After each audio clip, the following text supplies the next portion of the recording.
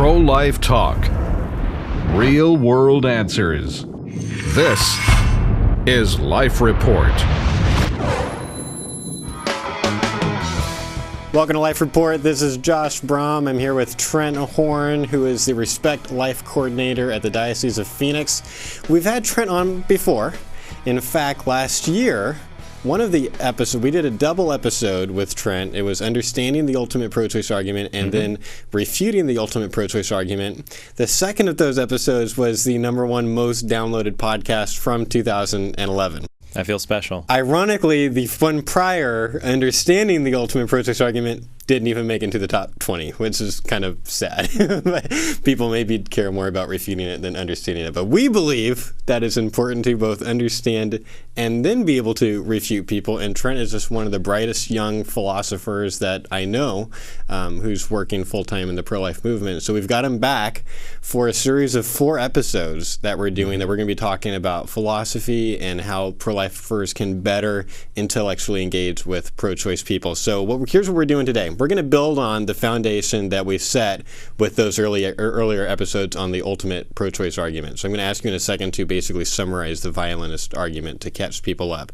But it would be really great if you really want to understand the violinist argument, where it's coming from. We did do an episode, Understanding the Ultimate Pro-Choice Argument, where we got to take a whole half an hour and just really analyze it so that we can understand where people are coming from. So if you can just real quick, just summarize the violinist argument for those that are going to go ahead and watch this first before going back on the website and checking out the other one. What is the violinist analogy?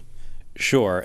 This isn't so much an argument as a counterexample that's given by pro-choice philosophers against the pro-life position, the view that if the unborn are human beings, then if abortion kills them, then abortion must be wrong. Right. And the original formulation of this counterexample, this violinist example, comes from MIT philosopher Judith Jarvis Thompson in her 1971 essay, A Defense of Abortion. And so Thompson says, well, okay, let's say you're right that the unborn are human beings and abortion kills them. How does it follow that abortion is wrong? And she says, imagine you're walking in the park one day. One evening, going for a jog, everything seems fine, and suddenly a bag goes over your head and you're kidnapped, and you wake up in a bed connected to a very famous unconscious violin player. And I know everyone watching it sounds weird, but you just got to suspend disbelief for a bit, for philosophy's sake. So you wake up in bed connected to this unconscious violin player, and the doctors come in and say, we're so sorry. Last night you were kidnapped by the Society of Music Lovers, and this violinist, he's dying from a kidney ailment, and your kidneys are the only ones that can save his life. So you notice you're plugged into him like a human dialysis machine. And the doctors say, look, he's a human being, he has a right to life, so you have to stay plugged in for 9 months. And what Thompson says is that if you think that while it might be very kind to stay plugged in, if you think you have a right to unplug from him and walk away, even though he would die as a result, then there must be something wrong with that pro-life argument she discussed before. Right. That maybe if you cause the death of an innocent human being simply by refusing to aid them, it's not wrong. And so she sees abortion, that if you can unplug from the violin player and cause him to die, why can't pregnant women unplug from their unborn children, causing them to die as well? So the power of this argument is that whereas maybe like 95% of the conversations I've ever had on this issue with pro-choice people is about whether the unborn is actually a human being or not, that has value. And what this argument does is, opposed to most of the other pro-choice arguments that argue that the unborn is not human, this actually says, fine, they're human. They're fully human. They're just like you and me, but we still are morally justified to kill them in abortions, and here's why. Now, I've been wanting to do this show ever since, like, for a year. Sure. Because you wrote a really great article called Violinist Reasoning that talked about how if pro-life people properly understood the violinist analogy, that we would be able to understand some of the different things that pro-choice people say that oftentimes sound absurd to us, or crazy, or confused at best. And you explained that there are some things that pro-choice people say that we think are crazy, but actually if you understand that they're coming from this violinist idea, they think that the violinist analogy is a good analogy for pregnancy, then it actually makes more sense of where they're coming from. Doesn't mean they're right, but it makes more sense, and we want to try to understand accurately where they're coming from. So help us understand, what do you mean by violinist reasoning? What I mean is, how do you view the abortion debate? And Josh, I think you're right that a lot of pro-lifers view it as, look, we believe that this is a baby killing them is wrong, and that pro-choice people believe this is just a clump of cells. Right. And so sometimes we try to play a gotcha game, and we see pro-choice people treat the unborn like clumps of cells, Right. but sometimes they don't treat them like clumps of cells.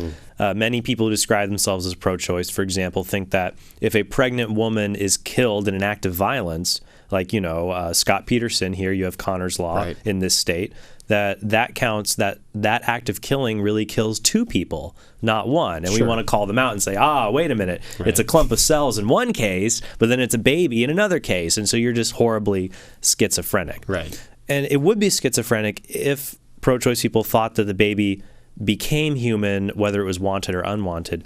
But if you view abortion through a more bodily rights framework, that abortion is permissible because you have a right to unplug from another human being, and you treat the unborn as human, fully human throughout all these decisions, then it can be resolved. And that's what I call violinist reasoning, is the term that I coined, for people who try to resolve these puzzles.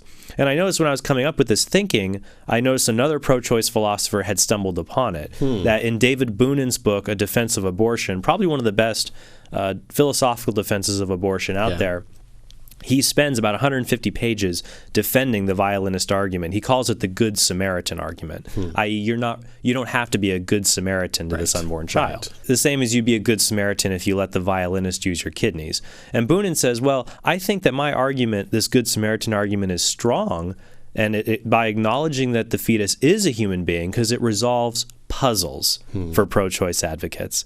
And one of those puzzles is what I mentioned before, that why is it that and I use this on campus a lot. I ask students, why is it that a woman can go to an abortion clinic, get an abortion, but let's say she was driving there and she's hit by a drunk driver who happens to be the abortionist on his way to work, who's been drinking.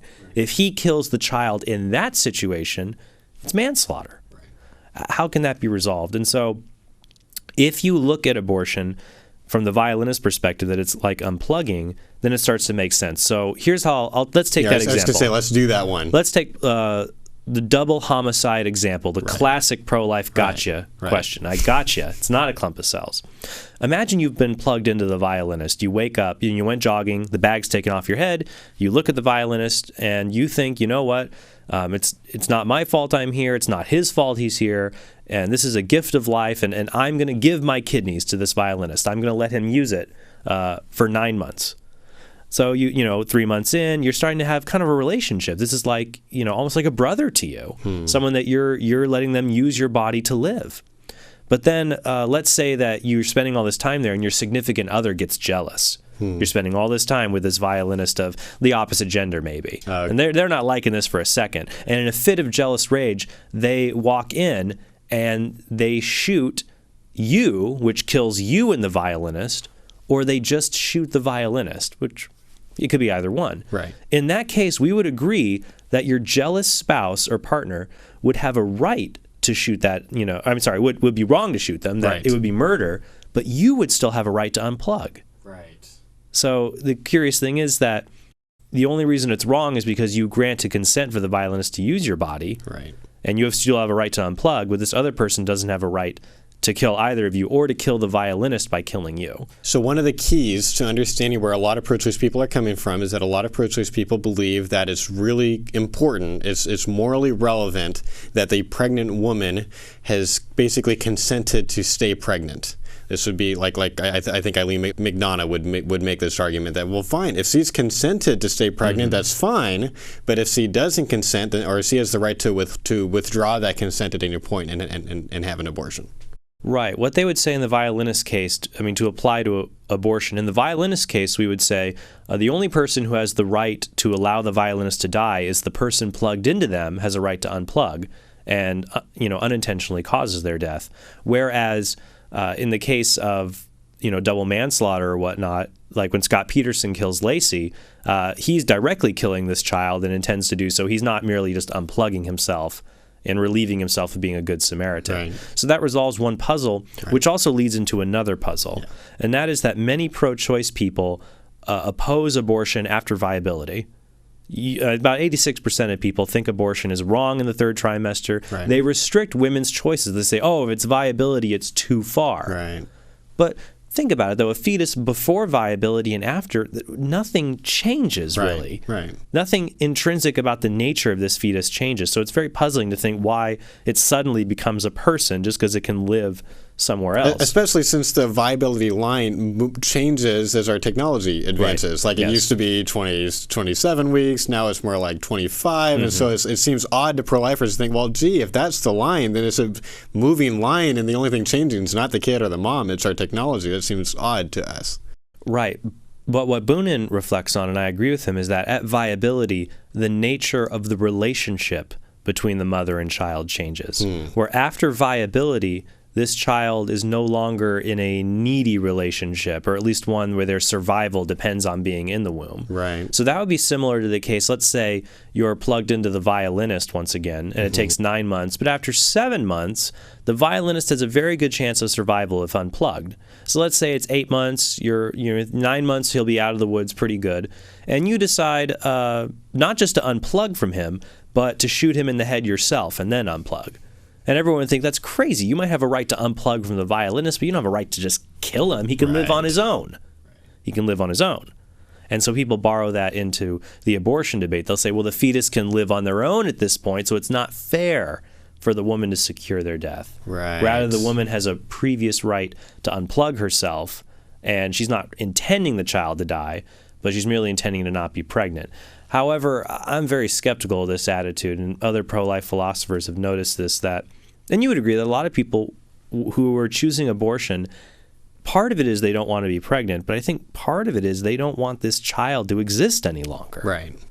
Because I think that even if these children could be removed, it would still cause a lot of great stress for women who are choosing abortion, because they say, I can't bring a child into this world. I can't care for a child right now. Right. It's not so much the desire to not be pregnant as much as I think it's a desire for this child to no longer exist. Right. And so that's the only way to make it happen. Right. And I think it changes the ethics of the situation a bit. So those are two examples. And there's others I can come up with. Yeah, I was going to say, are there more? There are a lot. We believe that our intuitions about abortion make sense if the unborn really is a human being. Right.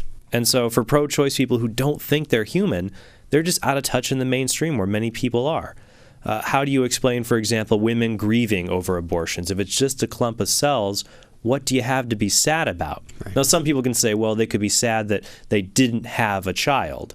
But I don't know people who grieve about an act of contraception as much as they would grieve about an act of abortion. Right. That it really is different, that something was deprived. Right. And that would be similar to, once again, you're plugged into the violinist, you choose to keep him alive, and he dies naturally. You may be sad about that. And that would parallel the sadness that comes through miscarriage, for example.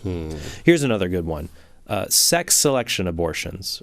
Do you think pro-choice beliefs about that are odd, aren't they? It seems to betray the idea that there's the pro-choice phrase I like a lot because it's simple but utterly inane. And that phrase is trust women. Just why don't you trust women? You don't trust women to make a good decision? If they want to abort a female fetus, you don't trust them? But people have a natural sense that some abortions are okay if you really need them, but that's just a cruel, unnecessary thing to do, to abort a child because they're female. So I'll borrow an example from Boonin, but I'll modify it so people see the sex selection case. Okay. Imagine that I am kidnapped and I wake up plugged into Thompson's violinist. We live in a world where this just happens frequently. And I'm plugged into Thompson's violinist, but I'm separated from the violinist with a curtain. And they explain the situation to me, and I say, well, okay, I'll help out. I will let the violinist use my kidneys for 9 months. 3 months in, the curtain is opened, and I see that the violinist is a woman. And I say to him, and I'm just like, well, I don't think women are supposed to be in orchestras. Right. Women are supposed to be at home. This is, that's just not where they're supposed to be. So I totally changed my mind, and I am going to unplug just because this violinist is a woman. Boonin uses the example that the violinist is African American. Right. So the idea that unplugging and causing this person to die just because you don't like their race or gender strikes people as it's gone too far. Right. While you would normally have the right to unplug, maybe in these cases it goes too far. Right. And so once again, it comes from that angle and helps people to see that. So that's definitely another one to look at. Now, are there any ways to explain violinist reasoning that doesn't rely on bodily rights arguments? Yes, there is. Tell me about that. Well, I puzzled over this to try to figure out that when it comes to the issue of abortion and you dialogue with people for a large amount of, long amount of time, just people's beliefs about abortion are weird. They are weird. I mean, people think, oh, well, I'm against abortion in these cases if, you've waited too long or, you just got drunk at a party or something. But, oh, if you're really poor or you're a victim of rape, it's okay. Right. It should really be all or none. If it's a baby, it's always a baby. And if it's a clump of cells, it's always a clump of cells. So violinist reasoning can help some people see that, maybe you're supposed to stay plugged in at some points. You should be allowed to unplug yourself if it's too hard. But if what you're still going to do is trivial, it shouldn't be a big deal.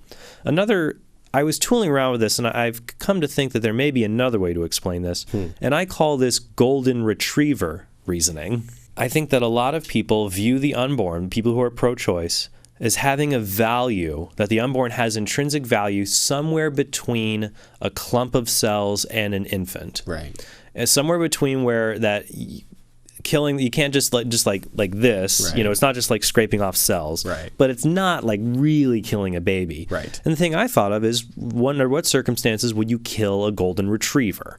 They're lovable dogs. Right. People seem to like them. All American. Air Bud was a golden retriever, I Right. think. Yeah.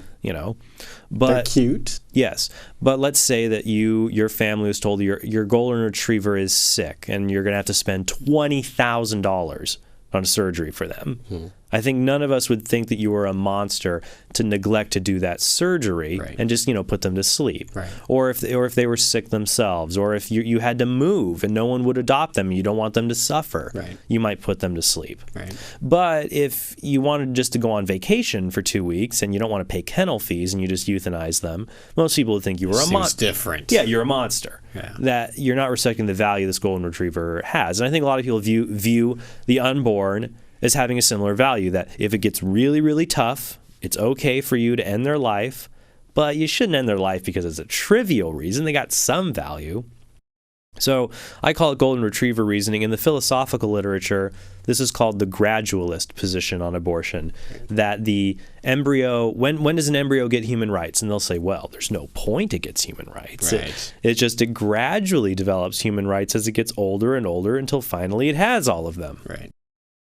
And I'm not really sold on golden retriever reasoning. I don't think it explains a lot of things. It doesn't explain why, in some cases, we treat the unborn as not being just as valuable as a golden retriever, but being as valuable as an infant. That when Scott Peterson kills Lacey Peterson, we don't indict him on 1 count of murder and 1 count of animal cruelty. Yeah. It's murder both times. It's the grief over abortion seems to be the grief over the loss of a child, not just the loss of an animal. So I see in a lot of these cases that while people do sympathize with animals, I think sometimes too much. You hear people say, oh, I love animals. They're so much better than people. Right. And one comedian, I forget his name, put it well. He said, oh, animals are so much better than people. Well, yeah, animals are better than crummy people, but they're not better than people. So, and people sometimes lose sight of that Right. people are valuable. Yeah. And in one of the later shows, we'll try to answer why they're valuable. Right. So a golden retriever reasoning doesn't answer the question for me, because there are genuine cases where pro-choice and pro-life people treat the unborn as having the value you and I have. Right. And so violinist reasoning would make sense, that it just feels like, oh, they're just like a human being that I've been connected to, and I have a right to unplug. But I would encourage your viewers to watch the previous show refuting the ultimate pro-choice argument, because this argument accords with many of our intuitions, Right. except for one, the intuition that if you cause someone to need to use your body, then you need to provide them aid. So either watch my show, or I think you interviewed Tony George on this question too. Let me ask you about this. I talk to pro-choice people a lot, and so we have all these conversations, and I've talked with people that they go the bodily rights route, and I think it happens more often now than it did even 10 years ago. Sure. But I still talk to a ton of people that just don't think the unborn is a human being like you and me. They don't think it's a person. So why is it that bodily rights arguments are becoming so common, even though the vast majority of pro-choice people don't even think the unborn is a person anyway? I think that many pro-choice people don't think the unborn is a person when the issue of abortion arises. But the problem is that many pro-choice people do value the unborn in non-abortion related contexts. So, when you go to a friend's baby shower, Right. when you see someone's ultrasound picture, Right. Hopefully very few people are callous enough to say at your prenatal checkup, hey, how's the parasite going? Still sucking blood off of you? I mean, there's always people with macabre humor. Right. But how's your fetus? Yeah, you don't hear that. Right, no. And even in mainstream media, when pregnant women are killed, usually the newscasts will say that, a pregnant woman and her unborn child Right. were killed. And that we as a culture, through 4D ultrasound and other things, have seen the unborn. When we want them, they become very, very lovable and cute, and it creates a kind of schizophrenia. But then when they're unwanted, because they are still different, it's easy to try to turn our backs on these differences. Right. It's similar to what's happened in America in the 19th and 20th centuries, that people could, on the one hand, believe that African Americans shouldn't have civil rights just like us, but there could be some African Americans, entertainers, performers, jazz singers, that many white people could like and enjoy and would love to have over for dinner. So in the wanted cases, you're treated as fully human. But in the unwanted cases, it's different. They're just, such and such. Yeah. So what it does, though, I think that as we as pro-lifers, when we bring this up to people, this is good. It helps them refine their views, and I hope refine it to the idea that the unborn is a human being, and we have to ask, how are we responsible for this human being? It's the only way for them to answer this cognitive dissonance they have going on in their mind. These two opposing ideas that, not human, human, they don't seem to work. You got to pick one or the other. It makes sense to say they're human, but then we have to ask the question, are you responsible for these humans? That's what we need to ask. Do you think that there are some pro-choice people that say, okay, look, I want to figure out what is the most convincing, persuasive way that I can defend. Like, I think abortion should be legal. I want to find a way to convince pro-life people of that. And even though I don't think it's a person, this violinist argument seems, or analogy seems a lot more persuasive and complicated and advanced, and a lot of pro-life people just have no idea what to say when I say it. Sure. Do you think just for pragmatic reasons they kind of jump to that and just don't even bother doing the personhood thing because the personhood thing is a more difficult thing for them to debate? Oh, yeah, I've seen this before. When you're in more of a debate setting, not with a friend, but just you're hashing ideas out even with a stranger, people will jump to anything that's convenient.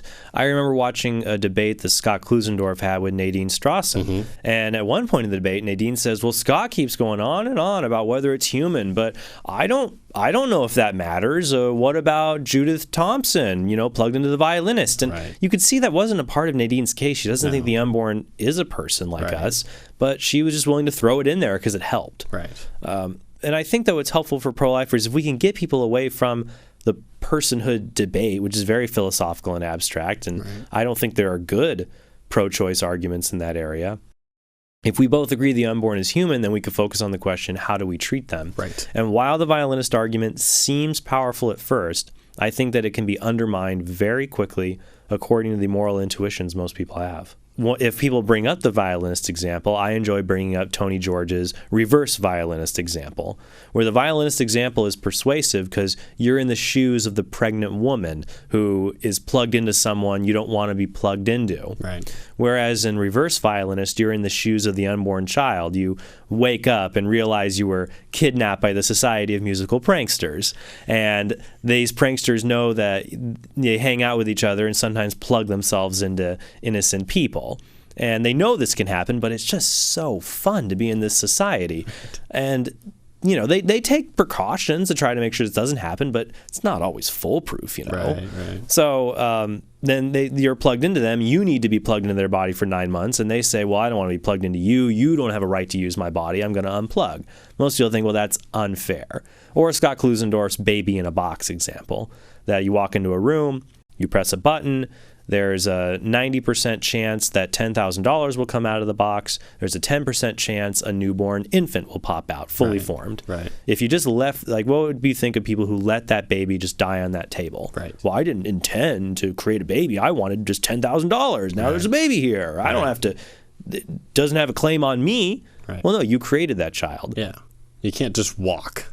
And similar to we expect men to pay child support. And I ask people on high school, college campuses, do you think men should have to pay child support? I was at ASU a few days ago. One girl said, hell yeah. And she was very pro-choice. And I said, oh, you're very confident. Why? She said, well, because I said, what if he doesn't want to be a parent anymore? Why should he have to take care of that kid? She said, because he's the reason that that kid exists. And I corrected her. I said, he's half the reason, right? She's like, well, you mean the mom? I said, yeah, right? She said, okay. So it started to click like, oh no, we expect one parent to be responsible. Right. Shouldn't we expect the other? Right. Now the counter argument is, well, it's different. You're just expecting the dad to pay money. Right. But this woman, though, has to give over her body for the fetus. Right. My objection is, yeah, but her body is naturally designed to care for this child. Right. And also, I'd bring up the question, is it more burdensome? I would bring it up this way. Christopher Caxor brings this up in his book, The Ethics of Abortion, that a man who pays child support, let's say on average $350 a month for 21 years, 18 years, he will on average pay about $75,000 in his lifetime to care for this child. Most women who are surrogate mothers, women who are sell their bodies out to become pregnant for other people, they're compensated for that trouble. And most of the time, they're compensated about $20,000 to $25,000. This is the fair price for you to endure 9 months of pregnancy. It's hard, and this is what that time is worth on the actuarial tables. Right. So even by looking at it monetarily, it seems that men undergo more of a burden in child support for 18 months than a woman might go in 9 months of pregnancy. Or Alexander Pruss is a philosopher who poses this example. Which would you rather want to be compelled to do? Be pregnant for 9 months or be drafted to fight in World War II? Because young men are expected in many cultures, and even here if it was necessary, to be drafted into the army to defend our country. Right. And we expect men to do this, but not necessarily women. Right. So maybe men have a higher, I think many men would choose pregnancy over having to go fight in a war. Yeah. So the level of burden, I think that if we expect men to pay child support, which is burdensome, women provide child support in the form of a hospitable environment in the womb. And the really great thing about the show is it's podcasted. You can go listen to it as many times as you want. So go to prolifepodcast.net, scroll down, click on bodily rights. There's also a Trent Horn category. So if you just love Trent and want to see some of the other shows that we've had Trent on, you can click on that as well. Trent Horn is the Respect Life coordinator at the Diocese of Phoenix. You can learn more about him at diocesephoenix.org. That is our show. Have a great week. You've been watching Life Report, Pro-Life Talk, Real World Answers. Life Report is produced by Right to Life of Central California. Visit their website at fresnoprolife.org.